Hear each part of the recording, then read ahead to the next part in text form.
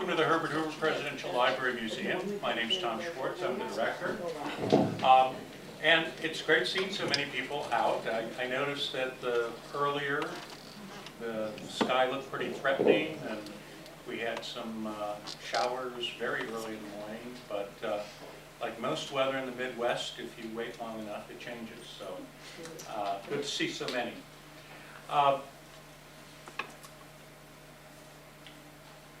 Today, we're especially pleased to have Jonathan Eig with us, who will tell us about America's most noted gangster, Al Capone, and those who brought him to justice, including President Herbert Hoover. As a courtesy to those around you, please silence your cell phones and any other electronic devices. I'd also like to encourage those of you who haven't seen our temporary exhibit 8 Misbehavin', The World of the Gangster, to take time after the talk to view it before it ends in October. Most of our temporary exhibits are done by our museum staff, and they do not travel. So if you don't see it now, you won't have a future opportunity after October. We also want to thank the Hoover Presidential Foundation for their ongoing support of our programs and exhibits. If you're not a member, please consider joining. A table is located in the lobby for further foundation information. And among their upcoming events is a dinner featuring noted journalist Tom Brokaw. So you may want to avail yourselves of that. Finally, I hope you'll consider the purchase of Jonathan Eig's book in our museum store. I just happen to have a copy.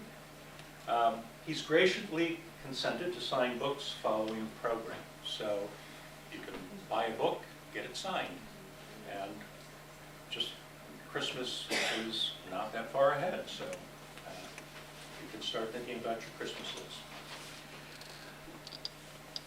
Jonathan Eig was born in Brooklyn, New York, and attended Northwestern University's Medill School of Journalism. He held a number of reporting jobs, first with the New Orleans Times-Picayune and Chicago Magazine, before becoming a staff writer for the Wall Street Journal. He's also written for the New York Times, the Washington Post, Esquire, the New Republic, Men's Health, and many other publications. In 2005, Eig published Luckiest Man, The Life and Death of Lou Gehrig, which won the Casey Award for Best Baseball Book of the Year. His next book, Opening Day, the story of Jackie Robinson's first season, was also a bestseller and prize winner. It seemed like a natural transition to move from baseball, America's favorite pastime, and certainly that of Herbert Hoover's, next to fishing, to Al Capone, America's most notorious gangster. Using previously overlooked FBI files, Eig provides a new and exciting narrative of Capone, as well as identifying previously ignored actors who were instrumental in placing Capone in prison. Among these latter individuals was Iowan George Johnson and Herbert Hoover. Eig's newest book is The Birth of the Pill, a study of the individuals credited with the creation of the modern birth control pill. This book has been widely acclaimed and also a bestseller. His current research project is a biography of Muhammad Ali. Ladies and gentlemen, please welcome Jonathan Eig.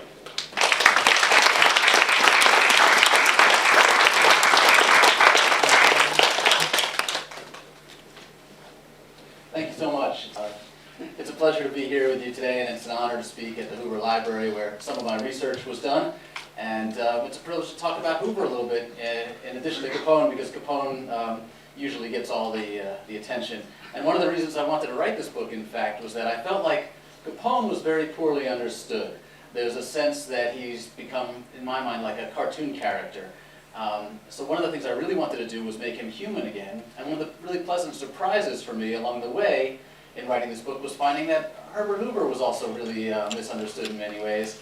And his role in taking down Capone had really been overlooked. And I felt like there was a chance here. Everybody's fascinated by criminals. Everybody's fascinated by the gangster culture that's still something that Americans take in a lot of on TV. And this is a chance to look beyond that, to look beyond those stereotypes and really get at who was this man and what was the story behind his final takedown, his undoing. So I'd like to take you back a little bit. If you travel with me, it's not hard to do when you're in a great museum like this, and if you've been through the exhibit already.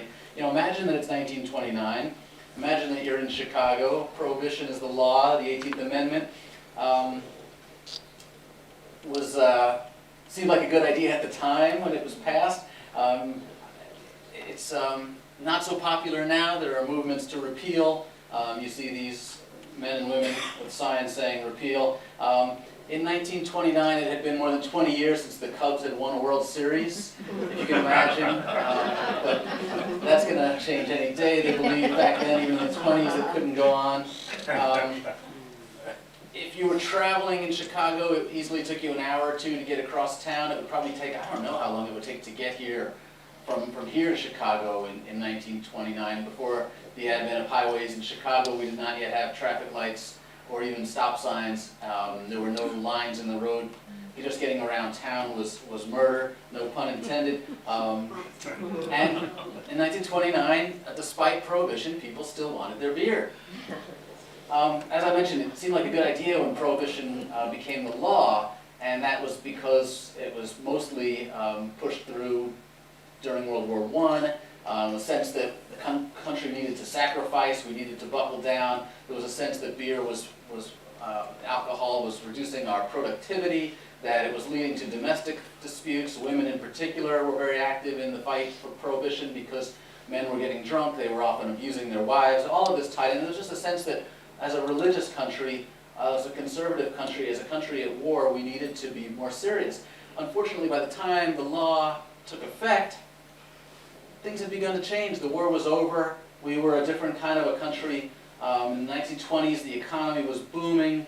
Women were taking a more active role in business and in social affairs. They were out dancing and drinking and wearing their hair shorter and their skirts shorter.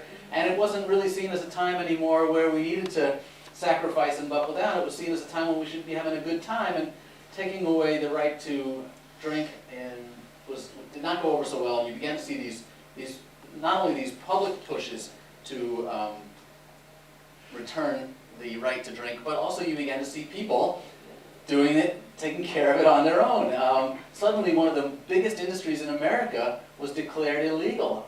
Breweries, distilleries were shut down all over the country, massive businesses.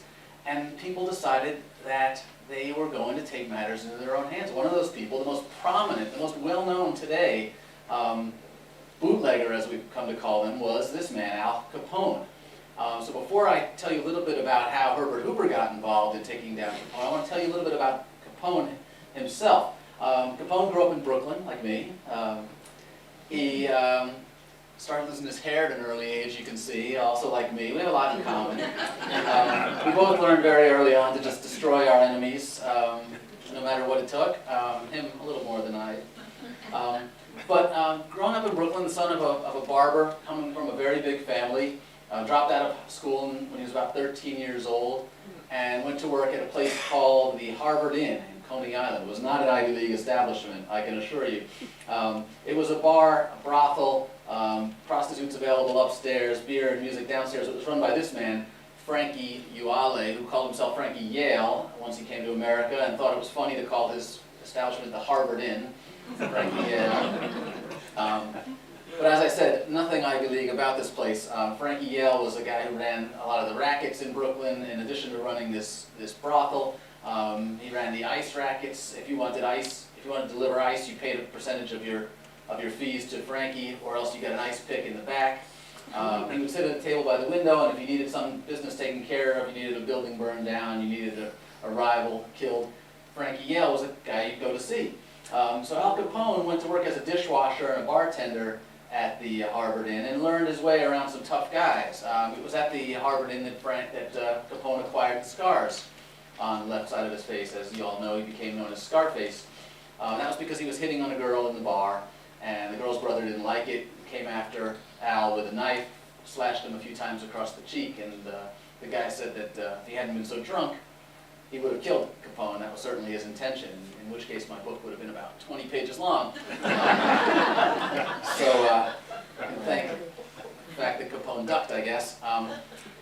But he worked there at the Harvard Inn for a few years, mostly in his teenage years, got a girl pregnant when he was about 17, and decided it was maybe time to leave Brooklyn. He was also wanted on a murder investigation, and decided to go to Chicago, where he'd been offered a job by this man, Johnny Torrio, who had been a leading gangster in Brooklyn, had taken his act to Chicago, and was running some bars and brothels in Chicago. Nothing brilliant about these men, nothing powerful in particular about them. They were underworld figures, they were thugs, they were guys who knew how to make a few bucks by running bars and taking some gambling bets on the side and maybe having some prostitutes upstairs.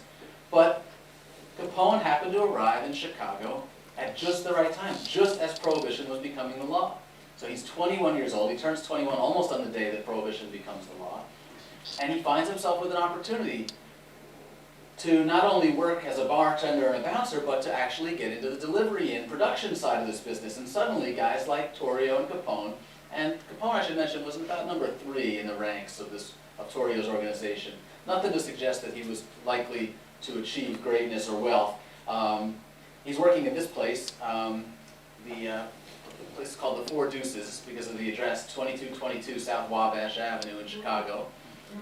I'm really proud of myself for remembering some of these things because my head is so deep in Muhammad Ali right now, I can't even begin to tell you. If I start talking about Joe Frazier for no reason, just cut me some slack, okay?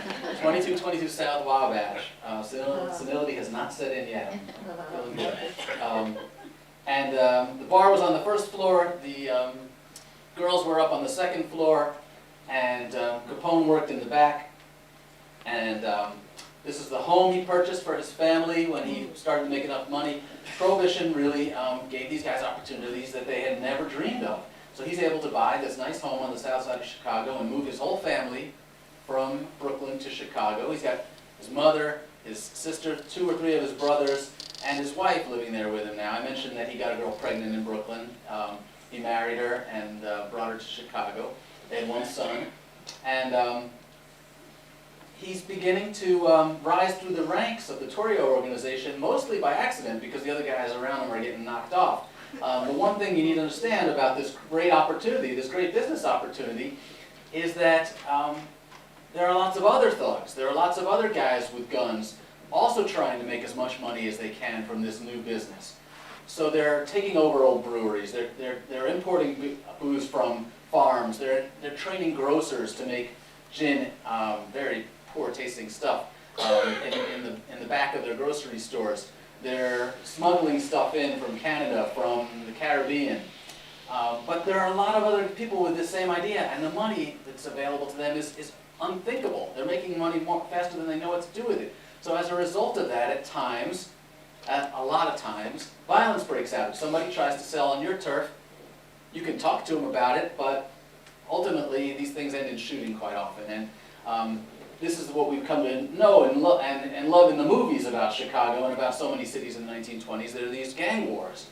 And Capone survives these gang wars in part because he's willing to act before others act, and that's the truth for all of these gangsters. Capone, by the age of 26, becomes the head of the Chicago outfit. They don't call it the Mafia back then, the Chicago outfit is what they call it.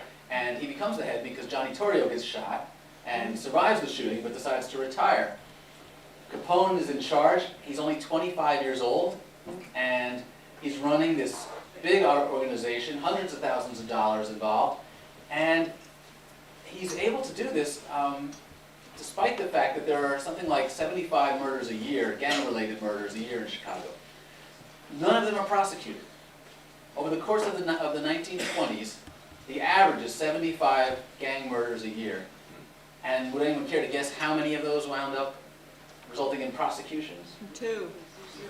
0, yes. There was not a single one in Chicago. Why is that? It's because Capone understood investing his profits. He invested in police officers and judges and politicians. And he was very smart. This was important overhead because it made him virtually unarrestable. There was almost no way for Capone or one of his men to get arrested in Chicago because they had thoroughly bribed everybody. The Chicago Police Department was corrupt to begin with. It had never caught up to the Chicago population boom. As a result, police officers were terribly underpaid. They were undermanned. And it was just a lot easier to take the bribes. In fact, everybody wanted a drink anyway. The cops certainly wanted to have a drink when they got home from work. Their neighbors were drinking. They were opening speakeasies in their basements. So you could either go around trying to arrest everybody on your block, or you could look the other way, and you were getting paid nicely to look the other way anyway, so that's usually what happened. Now, a critical moment in Capone's career occurs in 1926. As I mentioned, now he's 27 years old. There's a murder that occurs that even the police and the prosecutors can't overlook. A prosecutor, a government prosecutor named Billy McSwiggin is murdered. He's hanging out with some gangsters, some bootleggers. Some other bootleggers come up on them and start shooting, and a prosecutor gets caught in the crossfire. We can ask why he was out drinking with bootleggers, but that's in Chicago. That's not even worth talking about. It's just obvious. He was on their payroll. But suddenly there's a demand to actually prosecute a crime, to prosecute a murder in Chicago. And everybody assumes that this was Capone who was responsible because it was Capone's men doing the shooting. Capone disappears for a few months, takes a vacation, goes off to Michigan, spends the summer at a lake, and has to decide what to do. He's already made enough money that he could retire. But he decides not to. He decides to come back to Chicago, and he does something very interesting, something that's we've never seen before in the history of outlaws in America, I would argue. He decides that he's going to go public, that he's going to call a press conference upon his return to Chicago. And he calls this press conference where? Not in his office, not at his home, but on the steps of the police department. And he says, here I am. I'm here to talk to the cops. I'll answer all their questions. I had nothing to do with murdering Billy McSwiggin. Why would I do that? The kid was working for me. I got the prosecutors, I got the payroll, I got the judges all in my pocket. Why do I need to kill anybody? I'm just a man trying to perform a service. I'm just trying to give people what they want. They want their booze, and I'm here to give it to them. Think about that. Think about the hubris of that. A man declaring that he's breaking the law and just trusting that he's somehow going to get away with it. And what happens is that Capone becomes a celebrity. He becomes the world's first celebrity outlaw in a way, certainly America's first. And you see magazine covers like this one popping up for tourists. This is published in the late 20s. When tourists would come to Chicago, they'd want to see some of the gangster sites. They'd want to buy a magazine. They'd want to read about Al Capone. They'd want the most graphic, bloody pictures. I think it says somewhere, 100 uncensored photos of gang murders and big shots. So this age that we live in now, where people want violence on TV and in the movies, is not new. 90 years ago, we see the same thing. And Capone becomes a celebrity. Now remember, this is the 1920s. You saw some pictures in the museum here of people sitting on flagpoles. You saw pictures of Babe Ruth. These people are becoming celebrities not just for what they do, but for the crazy ways they act. Babe Ruth is as much a celebrity for the home runs he hits as he is for the lifestyle he leads, for his outrageous behavior, for the fact that he's out drinking and carousing and making love to women who are not his wife. This is all part of his allure. And Al Capone thinks, why not me too? Why can't I be a celebrity? This is the wild, roaring 20s. I can do this. I'm only breaking a law that nobody likes to begin with, so why not me? And the fact is that he gets away with this for quite a while. He's giving interviews to the press. He's inviting reporters to talk about his career. He poses for photos with boy like he's a politician, you know? A reporter from Cosmopolitan drops by his office. Gossip reporters from Hollywood come to talk to him. The reporter from Cosmopolitan is a woman. She has this fascinating interview with him where she asks him, aren't you breaking the law? And he says, yeah, technically I guess. But I'm just giving the people what they want. When you serve the booze on these fancy apartments on Michigan Avenue, they call it hospitality. When I do it, they call it a crime.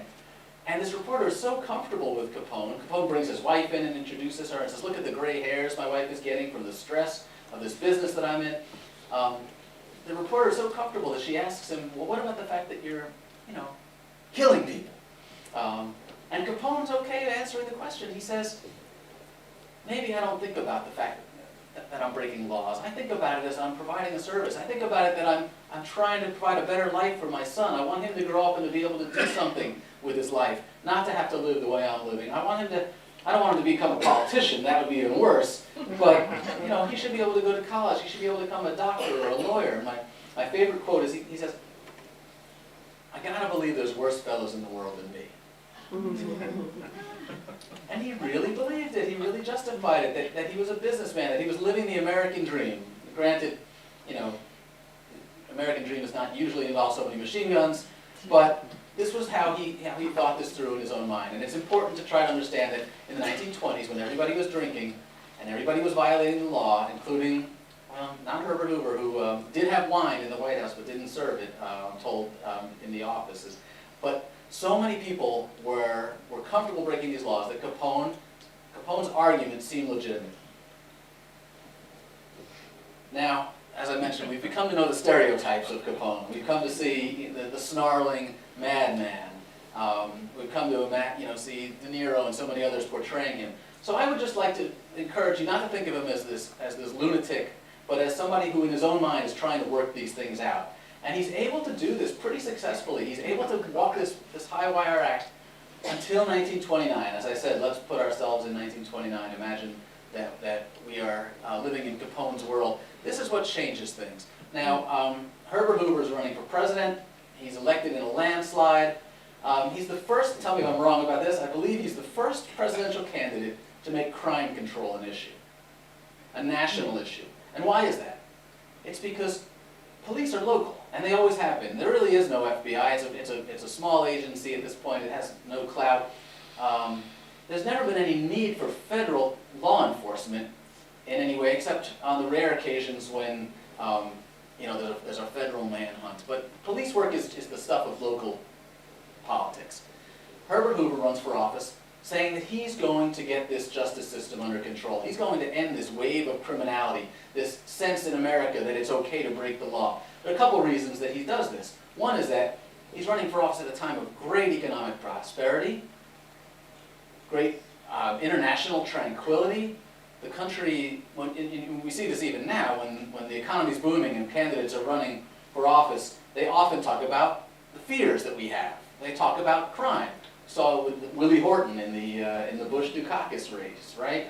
You see it over and over again. You see it right now with the fear of terrorism. When the economy is going well and employment is rising, we talk a lot more about crime. So that's one of the reasons Hoover talked about law enforcement. The other is that Prohibition had really turned into a fiasco in terms of law enforcement. The government had assumed that people would just willingly stop drinking, that they would put down their booze, and it hadn't worked out that way. And there was no federal apparatus to attempt to enforce it. The Prohibition agency that was enforcing the law was completely inadequate to the task. It had no way to stop all of these people like Capone who were bootlegging. So Hoover's running for office saying he's going to clean things up. He's going to reform the justice system. He's immensely qualified for this. He's an engineer by trade. He knows how to solve organizational problems. In some ways, perhaps the best qualified candidate for president we've ever had up until that point, because he's served in so many different aspects of government, and he comes in saying, I'm going to fix this. I'm going to reform the justice system from top to bottom. And in February of 1929, this occurs, the Valentine's Day Massacre in Chicago. 7 men dead on the garage floor on the north side of Chicago, only about a mile from where I live. And this becomes, now there have been gangster murders all through the 1920s, as I mentioned, 75 a year. Why does this one become the most famous of them all? Why does this one revolt Americans? And why does this one inspire Hoover to say we have to do something not just about reforming the justice system, but we have to do something about Chicago and Al Capone? I would argue there's a couple reasons. One, 7 is a lot of people dead in one place. But also because the tabloid era in America has begun. Newspapers are going for more sensational news than they'd ever gone for before, and they're publishing more photographs, including more gory photos. And this one, this exact photo, in which you can even see a man's brains lying next to his head, is appearing on people's breakfast tables. And it's horrifying, and the public is finally standing up and saying, okay, this has gone too far.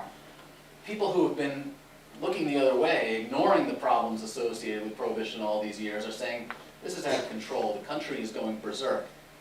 And Herbert Hoover says, I'm going to do something about it. He includes mention of this in his inaugural address, and he says, we're going to reform the justice system. He makes a not so vague reference to one person in particular who he's going to take care of. And as soon as he gets into office, he starts telling his cabinet every day, what are we doing about Chicago? What are we doing about Al Capone? You probably know, played Hoover Ball on the White House lawn with his cabinet, and every day during those Hoover Ball games, he would say, where are we on Capone? Now, the job was a difficult one because it was very hard to prove that Capone was actually selling booze. He was a hands-off kind of guy. He wasn't loading the trucks himself.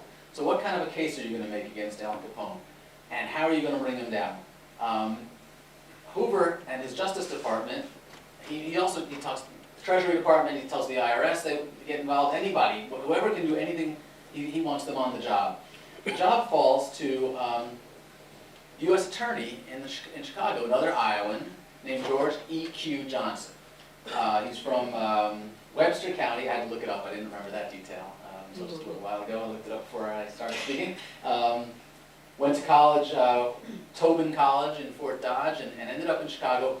One of the very few men in Chicago who could not be corrupted by the gangsters. They tried. They would bring him wads of cash, rolls of cash. He wouldn't take it. This guy was incorruptible. And the job falls to him to put together a case against Al Capone. Now, you've all heard of Eliot Ness. The story is well known from the movies about the Untouchables. Eliot Ness knocking down doors, distilleries and breweries, and taking out Capone. But Ness actually had very little to do with the case and ended up really finding no evidence to put Capone away. The job fell to these men, the T-men. It wasn't called the IRS yet. It was the Department of Revenue.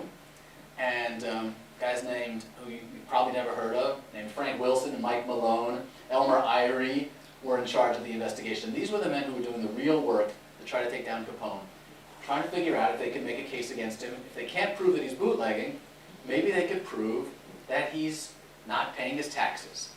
Now, it might seem a little boring, a dull kind of a way to make the case against America's most notorious gangster. Here this guy is out with machine guns, and these guys are looking through books, looking through bank ledgers, looking through accounting sheets. But to their credit, to the credit of George E.Q. Johnson and Herbert Hoover, they believed that as long as they could get him off the streets, public relations didn't matter. Yes, it would be nice if you could say we took him down for murder. It would be nice to say we took him down for bootlegging. But the most important thing was to make an example, to get him off the streets. And if they got him off the streets, they would be able to break up his organization. And this is also important because Herbert Hoover wanted to send a message. And he recognized the value of public relations. We know that Herbert Hoover was not great at public relations in general. Missed a lot of opportunities to present himself as somebody who cared when the economy started to turn and the Great Depression started to hit. But he did recognize the public relations value in taking down Al Capone. And especially as he began getting hit with more and more bad headlines as a result of the failing economy, this was one way that he could continue to appear strong. So these guys start building their case, and Capone starts to see that the walls are closing in on him. This is a letter that Capone wrote to a journalist in Chicago, authorizing him to work on Capone's autobiography. He was beginning to worry that he might have to go away. He might have to do a year or two in jail for not paying his taxes, and he was going to need some money to help take care of his family while he was gone. Maybe selling an autobiography would help him do it. Ironically, and I really encourage Capone's move to try to get into publishing, remake himself as a writer. Ironically, the New York publishing world said that they would be interested in Capone's autobiography, but only if he would agree to talk about the crime that he'd been a part of. And Capone wasn't interested in that. He wanted to talk about himself as a businessman and to make his case as somebody who'd been misunderstood. As a result of that, the book never got published, much to my regret. But as they began making this case against Capone, he admitted that he hadn't paid his taxes, and he continued to be seen in public. He attended ball games with his son. But I want you to put yourself in Capone's shoes for a minute. If you were a bootlegger, if you were making a couple $100,000 a year by selling something that was illegal, and spending a lot of that money on bribing political officials, would you file your taxes? I probably wouldn't. And in fact, it wasn't clear until a Supreme Court case just a couple of years earlier whether illegal income was taxable. And the Supreme Court ruled, in fact, that illegal income was taxable. And Capone's brother was sent away a couple of years earlier to Leavenworth prison for not paying his taxes, did a couple of years, and Capone began to think that he might get a couple of years too. But it was very difficult for the IRS to make even the case that Capone was making money because his name was not on any of these ledgers that they found. And they began really having a hard time proving how much income he had. He admitted at one point, he tried to resolve his case with the IRS, he offered to make a settlement, and he admitted a certain amount of income, and offered to pay on it, but the IRS said, no, we're not interested in a settlement. They really wanted to take this case to trial, and I believe that's because, and some of the documents I found really showed that the government was not interested in a compromise. They really wanted to make an example of him. And I should mention another Iowa connection, that George E.Q. Johnson, the prosecutor, kept all of his papers from the investigation of Capone, and all of his legal papers, all of his notes on the case against Capone. And there was no National Archives back then. When he left the government and went into private practice, he kept all of his own papers, turned them over to his son. His son then, maybe in the middle 80s, turned them over to a college professor at the University of Nebraska, and this college professor had hoped to write a biography of George E.Q. Johnson, but it hadn't gotten done. So when I began researching my book, I called George E.Q. Johnson's son, who was George E.Q. Johnson Jr. It's very helpful that they have those great middle names. It makes them a lot easier to find for a guy like me. George E.Q. Johnson Jr. was 95 years old, and I said, whatever happened to your dad's papers? I couldn't find them in the National Archives. I couldn't find any trace of them in the IRS archives. And he said, I gave them to this college professor back in the 80s, and I don't know whatever happened to them. I called this college professor, and they were still sitting in his office in old boxes, beer and wine boxes that he'd gotten from the liquor store. And I said, can I come see it? And he said, sure, you can have them if you want. It turned out to be 5 or 6 boxes this long of documents from the Capone investigation from the 20s and into the early 30s. Original letters, memos from the Justice Department. There were some original wiretaps of the Capone gang. Back then, to do a wiretap, you'd have to run a line up to the phone pole, string that wire into a nearby office, and listen to the calls that were coming in on the line. And they would type up the phone conversations as they were listening to them. So these original transcripts of these wiretaps were in these boxes, and it was just gold. And that's when I began to realize that I was going to be able to tell this Capone story in a way that had never been told. And that's when I began to realize just how involved not only Herbert Hoover, but the Attorney General and high-level members of the Justice Department, people of the Treasury were in this case, that taking down Capone really was a national priority. So on the eve of the trial, as I mentioned, Capone was confident that he was going to get away with this, that he would do a year or two. On the eve of the trial, is that my last slide? I want this my last slide. All right, we'll just get to leave the book jacket up there for a while. On the eve of the trial, Capone went to George E.Q. Johnson and offered to settle the case. Said that he would agree to a plea bargain rather than go to trial. And George E.Q. Johnson was very worried. He didn't have any proof of Capone's income. All he had was circumstantial evidence that Capone spent a lot of money. He had these lavish homes. He had handmade, custom-made silk underwear and socks and bulletproof cars. And George E.Q. Johnson even had copies of his grocery bills. He knew that Capone was spending a lot of money, and he was going to ask the jury to believe if he's spending a lot of money, he must be making a lot of money. He hasn't paid any income tax, so I would ask you to put him away. But he really wasn't confident that the jury was going to go for it. And you have to remember, it was very hard to find a jury that would convict bootleggers in the 1920s, because most jurors were drinking then. So George Johnson agreed to a deal. Capone would get 2.5 years. And he wrote to the Justice Department. One of these letters is in those boxes that I found in Nebraska. And he said, I think we should take this deal. And the Justice Department said no. We don't know if Herbert Hoover himself gave the order, but there was one newspaper account, a columnist who anonymously quoted a source saying that the order had come directly from Hoover's office. We're not taking any deals. We need a trial, we need a conviction.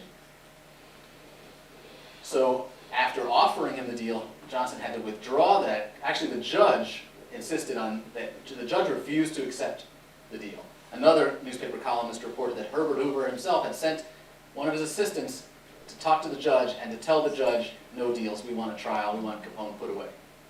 The trial commences. There are rumors about that Capone is going to bribe the jury. The judge, at the last minute, throws out the jury. Perhaps responding to those rumors that Capone had bought the jury, brings in a new panel of jurors. They call this the key man jury. This is something that was used at times during Prohibition. They would find jurors who had convicted other bootleggers and bring them back again.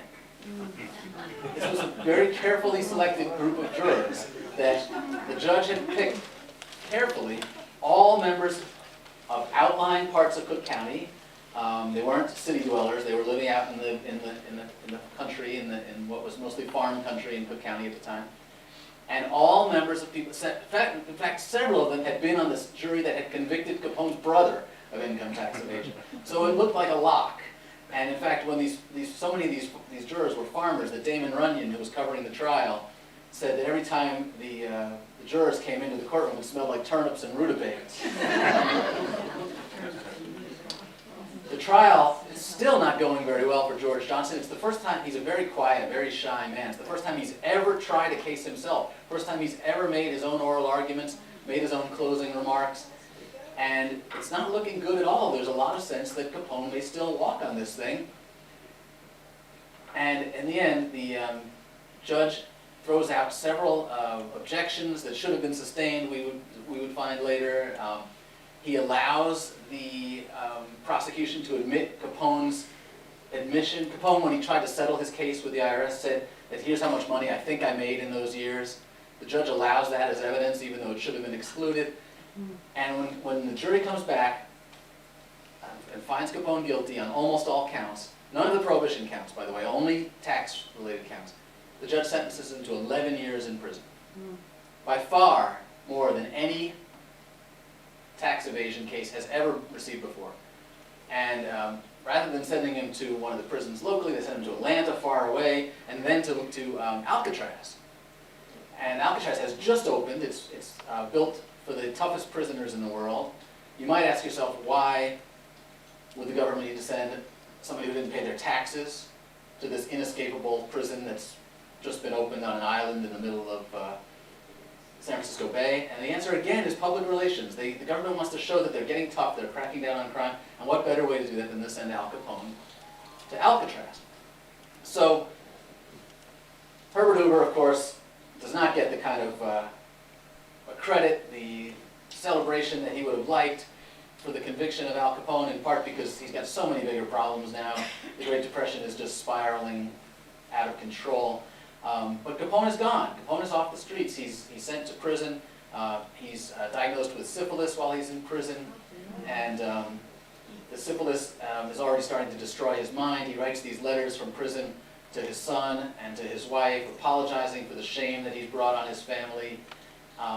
He spends, I think it was 9 years he serves 9 years of his sentence, and then he's released. He's only 45 when he's released from prison. I mean, all of this happened. We think of Capone, he looks older. He was sent away, he was only 32 years old when he went to prison.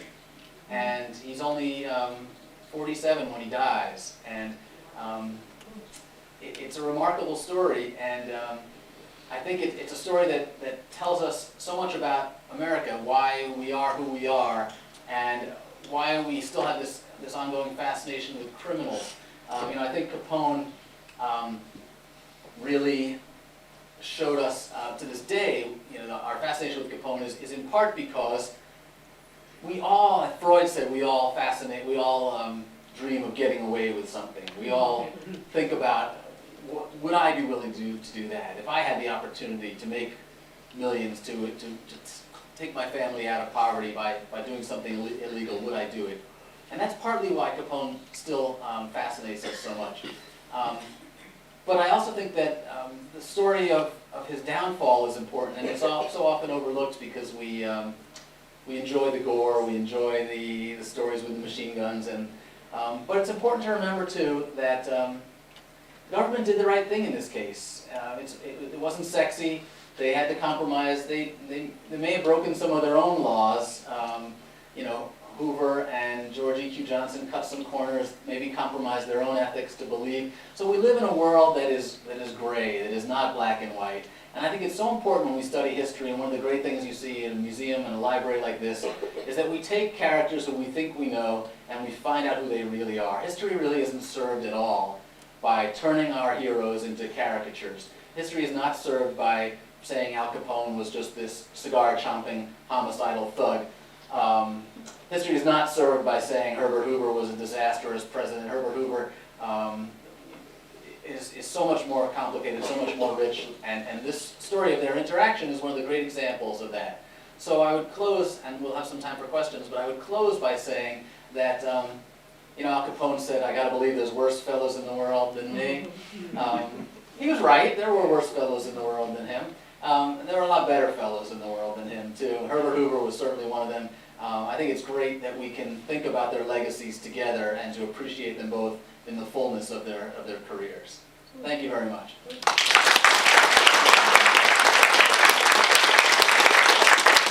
And we do have some time for questions, right? If you'll raise your hand, and then I'll pass you the microphone.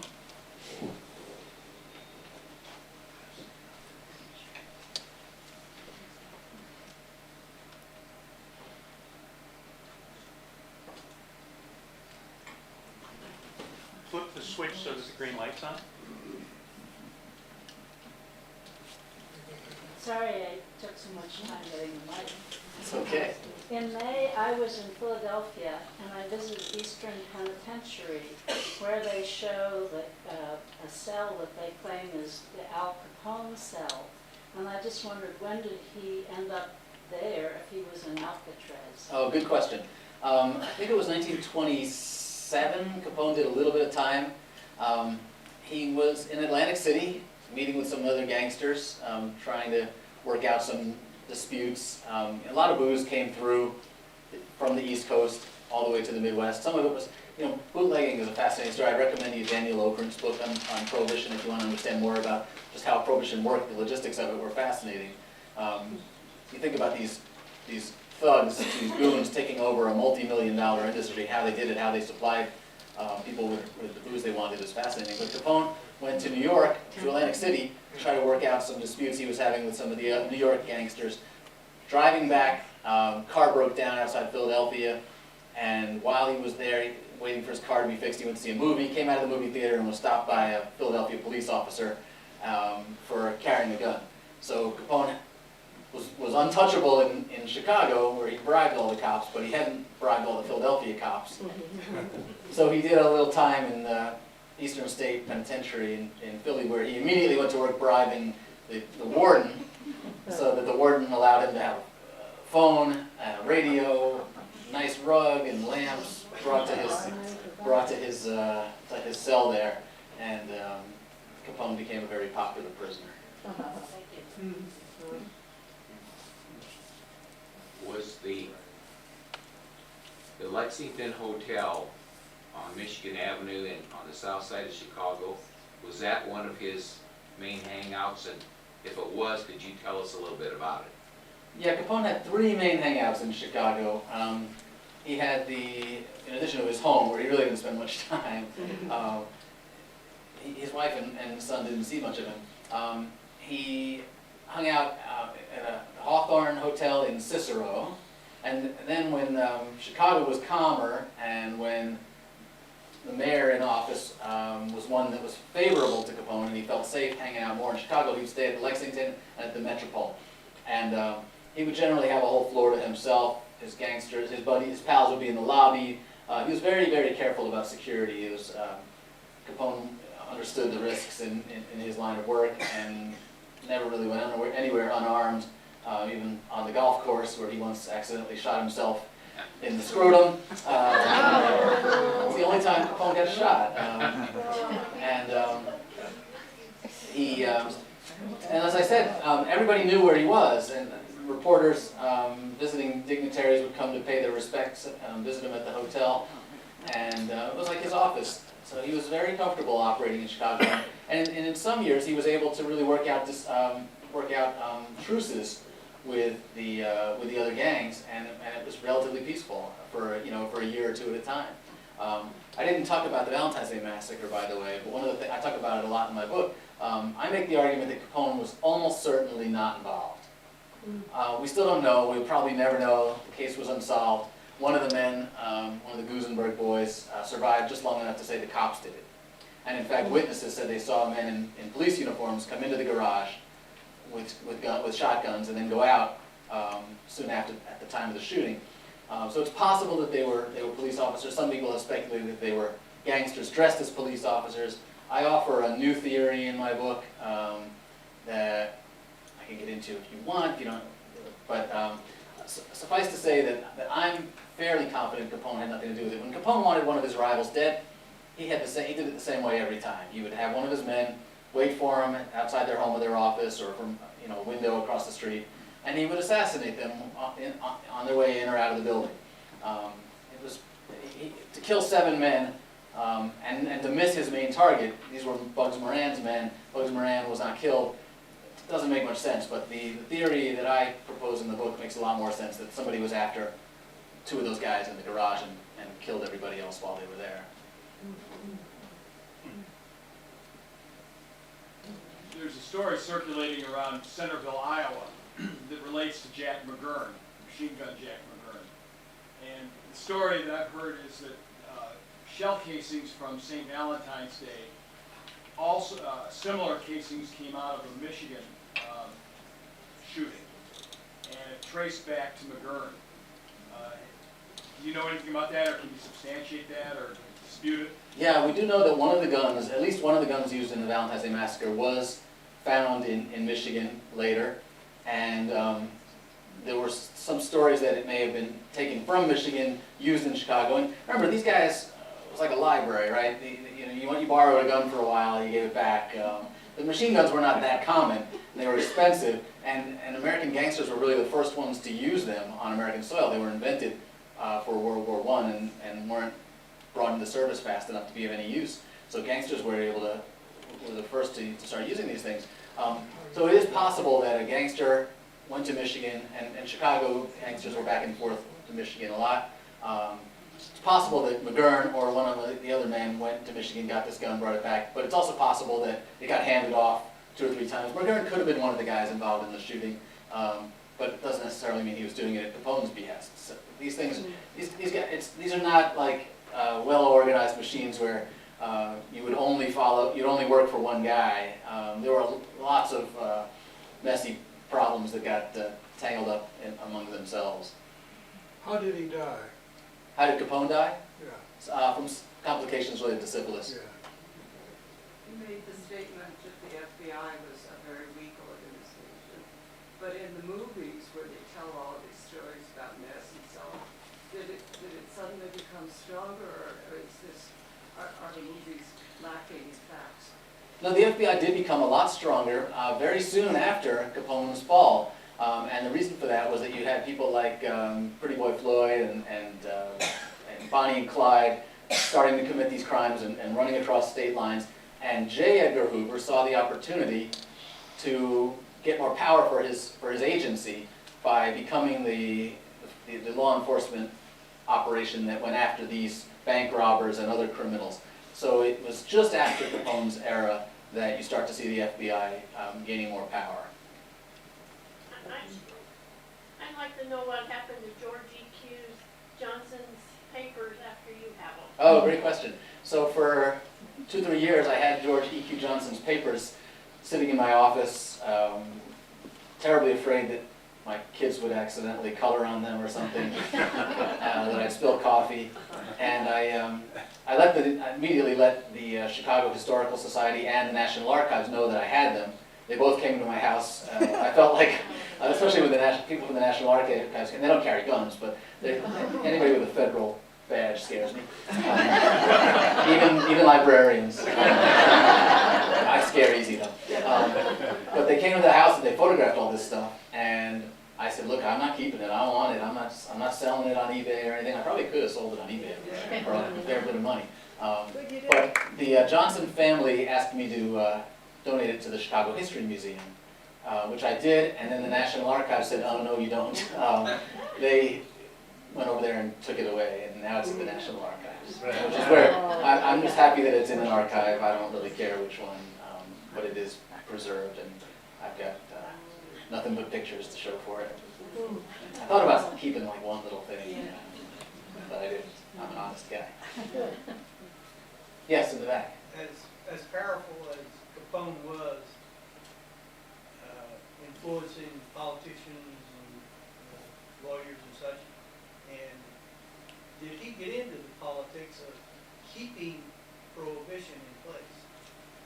No, I don't think he was that sophisticated to lobby to keep prohibition in place.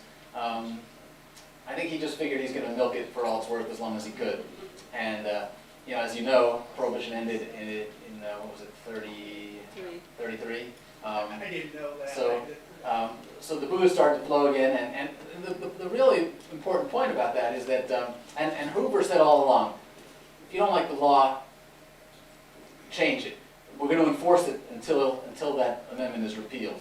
And then, of course, it was repealed, and the Capone organization never recovered.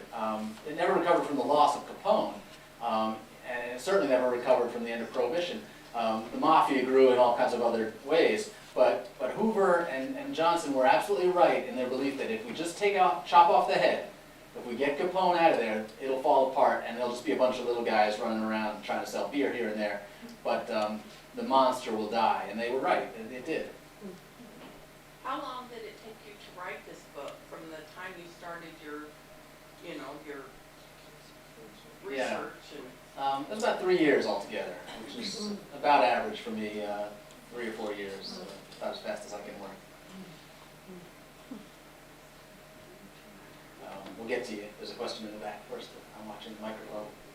In your research, besides the 3 hangouts in Chicago, did you come across hangouts in other states? I know Fort Dodge, Iowa has been mentioned through various attorney friends, and any other places in the U.S. or Canada. Yeah, the problem with all these stories you hear about Little Rock, Hot Springs, Arkansas, any place that has a building from the 1920s claims that Al Capone hung out in. Find any old bar, and especially in Chicago. Everywhere I go in Chicago, especially now that I've written this book, people say, "Oh, come here, I got to show you this place in the basement. There's a tunnel, and the door, and well, that's a coal chute, But no, everybody says that this is where Capone hung out, and it's impossible unless you find. You'll find very few of them in the book, because unless I could find contemporary evidence, a newspaper account or a photo showing. I did find a photo of Capone in Hot Springs. I found some pictures of him in the Caribbean. He lived in Miami. There's some Miami spots where he definitely hung out. But all the other stuff, I'm very skeptical, because everybody just wants to. Sure, there were some gangsters. There were some people making beer and making, distilling all over the place. But that doesn't mean it was Capone. It's just everybody likes to. It's like Abraham Lincoln. Abraham Lincoln slept everywhere, right? What happened to his wife and son? Oh, great question. So Capone said he wanted to keep his son out of the criminal business, and he did. His son went to college. He went to Notre Dame and then transferred to the University of Miami. His wife she was a very shy woman. She wanted no part of any of this gangster lifestyle, although she did spend the money. But she ended up working as a maitre d' in a restaurant in Miami Beach, and the son worked there too. And they stayed clean, all their lives, as far as I can tell. They may have still been getting some money from the mob. I don't know. The only time that his boy called his son's name, they called him Sonny. He got in trouble for shoplifting once when he was in his 50s or something like that. And of course, because he was Al Capone's son, it made big news. All the newspapers ran stories, just terribly humiliating. And he changed his name after that. But he ended up having 4 kids. Some of the grandchildren are still, I believe, still alive. But his son turned out okay. Any other questions? On that note, I think we'll end, and let's thank Jonathan. Oh, thank you very much.